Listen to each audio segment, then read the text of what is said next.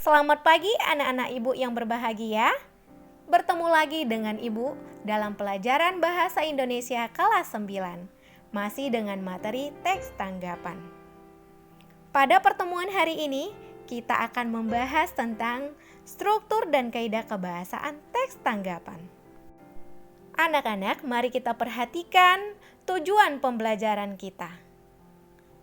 Setelah mengikuti proses pembelajaran, peserta didik dapat menelaah struktur teks tanggapan berdasarkan teks yang dibaca dengan benar.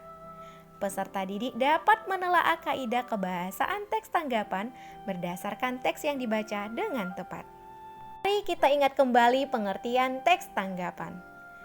Teks tanggapan merupakan teks yang berisi pendapat berupa kritik atau pujian tentang berbagai hal, seperti peristiwa, fenomena, karya, ucapan, atau perbuatan seseorang. Teks tanggapan juga bisa diartikan sebagai jenis teks yang dipakai untuk meringkas, menganalisis, hingga menanggapi suatu teks. Anak-anak, teks tanggapan memiliki ciri-ciri. 1. Teks tanggapan memiliki isi yang bersifat objektif. Objektif sendiri dapat dipahami sebagai suatu yang berdasarkan fakta dan data atau keadaan yang sebenarnya. Teks tanggapan memiliki kaidah kebahasaan yang unik.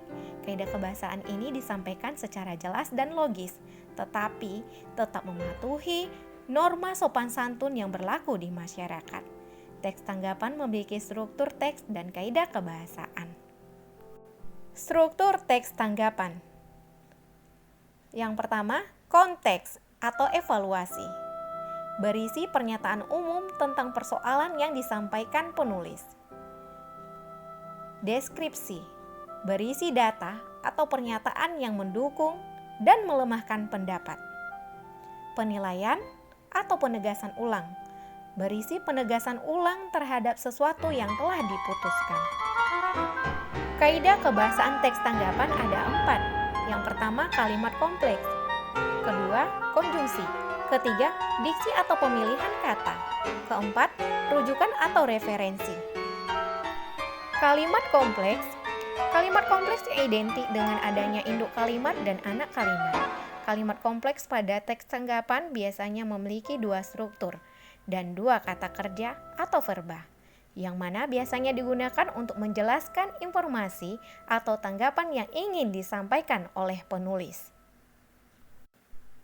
Konjungsi. Konjungsi dapat digunakan untuk menghubungkan kalimat yang satu dengan kalimat yang lain. Konjungsi pada dasarnya memiliki tujuan yang dapat dimanfaatkan penulis untuk menghubungkan berbagai informasi, fakta, atau data terkait isu atau permasalahan yang dibahas. Diksi atau pemilihan kata. Kaidah kebahasaan yang ketiga dari teks tanggapan adalah diksi atau pemilihan kata.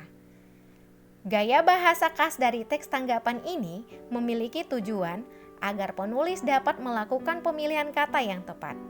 Hal ini dilakukan supaya penyampaian tanggapan pada teks bisa dilakukan dengan jelas dan mudah dipahami oleh pembaca. Rujukan atau referensi.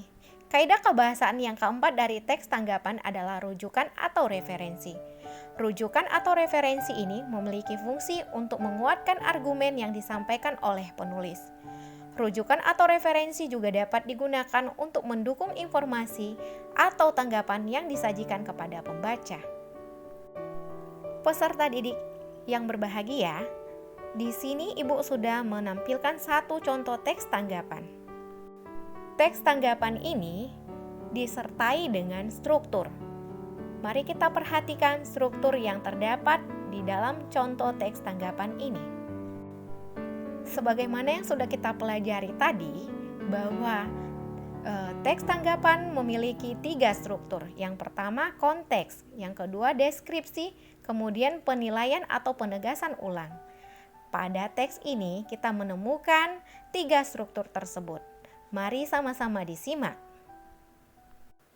Struktur konteks atau pengenalan isu terdapat pada paragraf yang pertama.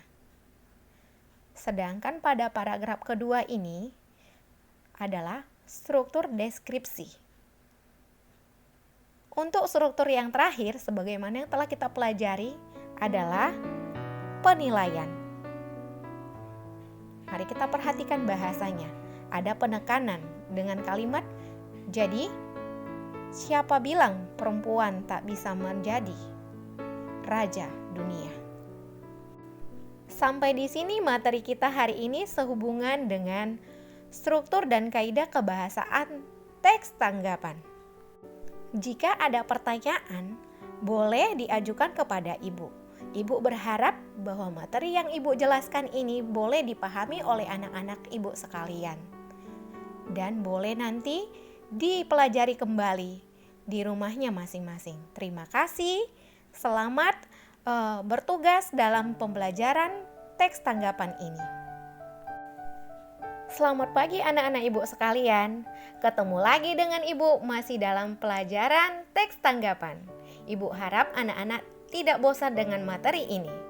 Kalau sebelumnya kita sudah belajar tentang struktur dan kaidah kebahasaan, hari ini kita akan belajar untuk menulis teks tanggapan.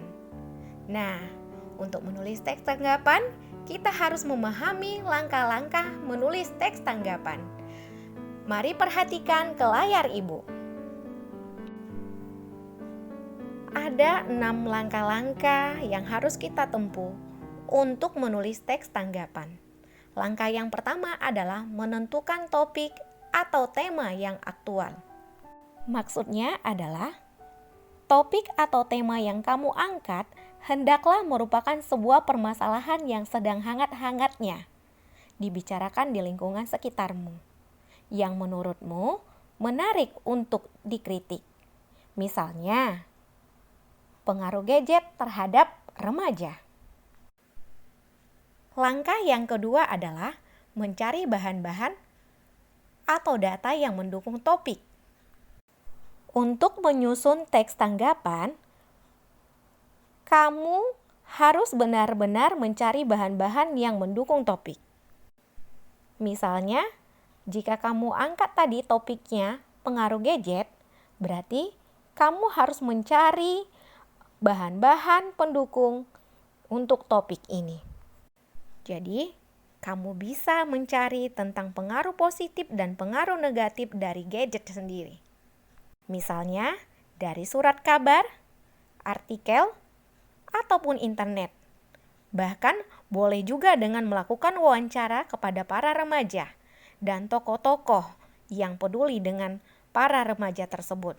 Kemudian, dari data tersebut, kamu bisa memberikan tanggapan kamu berupa kritikan atau pujian.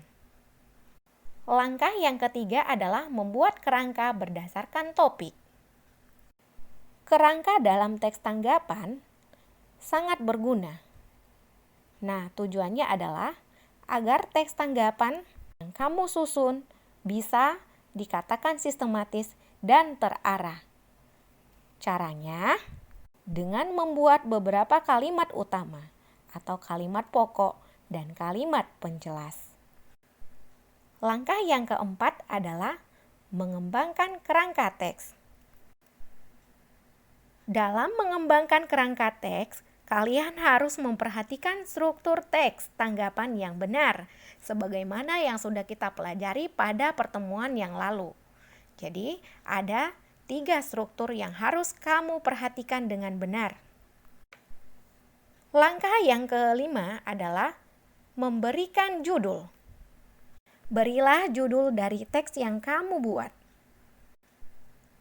Sebisa mungkin, pikirkan judul yang paling menarik.